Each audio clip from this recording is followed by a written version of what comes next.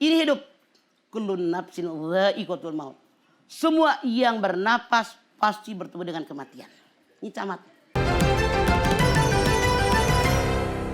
Masih di sini di Siraman Kolbu bersama Mamah Dedeh. Tanya Mamah yuk. Ayo.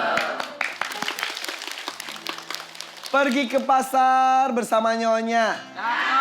Pulangnya ketemu Mbak Ita. Aku ditinggal pasangan untuk selama-lamanya. Tapi aku masih tetap setia. Semoga Mbak Ita setia. Ketika separuh nafasku pergi, katanya. Bismillahirrahmanirrahim. Assalamualaikum warahmatullahi wabarakatuh. Assalamualaikum. Subhanaka la ilma lana illa ma 'allamtana innaka antal alimul hakim. Allahumma shalli wa sallim ala sayidina Muhammadin wa ala alihi wa sahbihi ajmain. Ketika separuh napasku pergi. Kita sering dengar, ya Allah, dia itu belahan jiwa saya. Belahan hati saya. Bu, satu benda kalau dibelah jadi seapa? Sebelah-sebelah. Tengah-tengah. Ya kan? Belahan hati saya.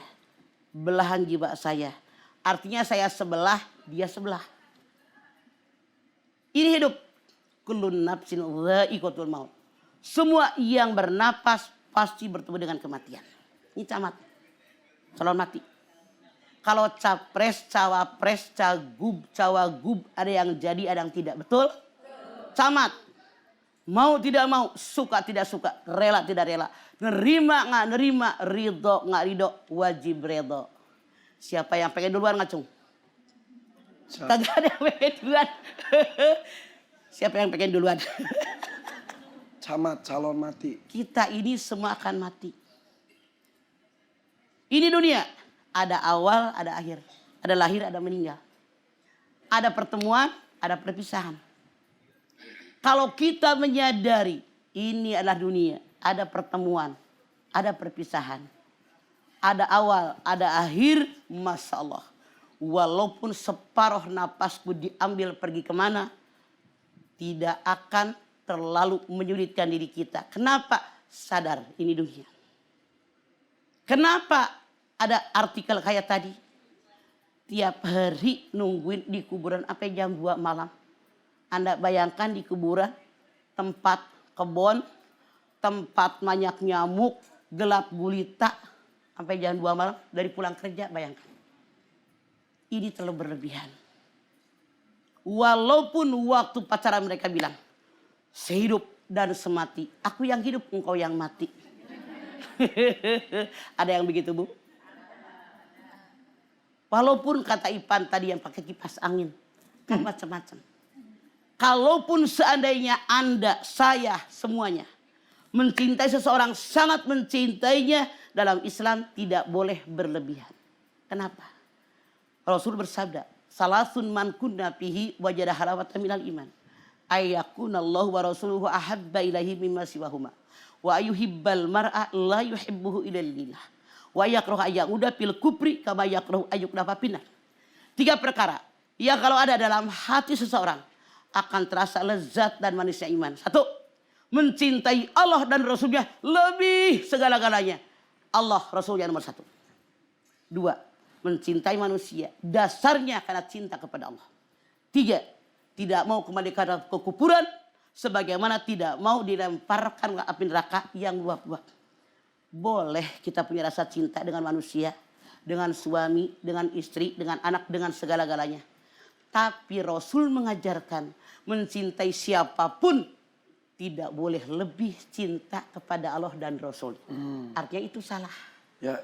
Karena Islam mengajarkan kita lebih cinta kepada Allah dengan Rasulnya. Sadar ini dunia. Ada pertemuan, ada perpisahan.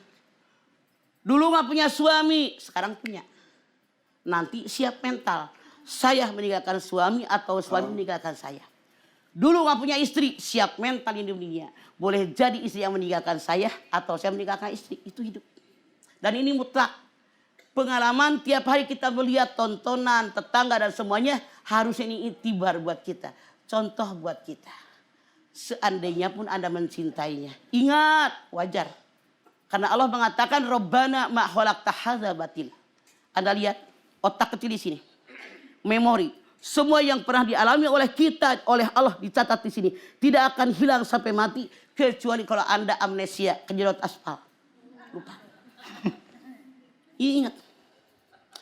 Bu, orang tua meninggal dengan suami meninggal. Lebih terkesan suami. Orang tua anak nikah 17 tahun, 20 tahun. Dengan suami berapa puluh tahun. Pagi, sore, siang, malam. Makanya lebih terkenang, wajar dan normal. Kalau yang tidak pernah mengenang, abnormal. Cuman, Anda lihat. Suatu hari Rasulullah jalan. Berinkognito dari daerah. Ada seorang perempuan lagi meratap di atas kuburan. Nangis sesenggukan. Rasulullah samperin. Bu. Jangan meratap begitu, Bu. Sabar ya, Bu, sabar. Dulu belum ada HP, belum ada TV. Jadi tidak tahu wajah Nabi kayak apa. Perempuan tadi marah. Enak aja kamu. Sabar-sabar. Tidak ngalamin sih kesedihan saya. Saya ditinggal oleh orang yang saya sangat mencintainya. Ada sahabat mendengar. Disamperin. Bu, kok begitu menjawabnya? Sembari nangis dia nanya, emang kenapa? Yang baru saya itu Rasulullah SAW Nabi Muhammad. Oh begitu, dia lari dikejar. Dia bilang, ya Rasulullah maafkan saya. Saya salah.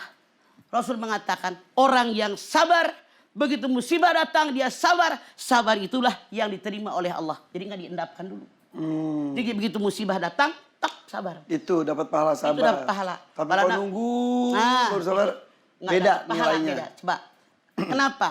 Kita lihat dalam Al-Baqarah 155, 156. Wala nabluwannakum bisyai'in minal khawfi wal ju'i wa naqsin minal amwali wal anfusi wat thamarat wa bashyiris sabirin alladzina idza asabathum musibah qalu inna lillahi wa inna ilaihi raji'un. Hebat ya masuk ke bumi. Alhamdulillah. Apal roji'unnya. Sama Pandeglang hebat. Roji'un. Apa roji'unnya? Iya benar. Alhamdulillah. Kata Allah, semua manusia sedikit diberikan rasa takut. Takut nggak punya makanan. Takut nggak punya buah-buahan. Takut sakit. Takut mati. Berikan kabar gembira sama orang sabar. Siapa dia? Tiap ada musibah dia beristirja. Saya berasal dari Allah dan kembali kepada Allah. Kalau orang yang meyakini hidup mati saya dari Allah. Nangis boleh. Sedih boleh. Normal dan wajar. Yang tidak boleh meratap. Kalau sampai jam 2 mah meratap. Yeah. Walaupun tidak dalam kondisi nangis itu? Betul. Tapi kenyataan di hatinya pasti. Tidak mungkin dia nongkrong sampai tengah malam. Apalagi bertahun-tahun seperti itu.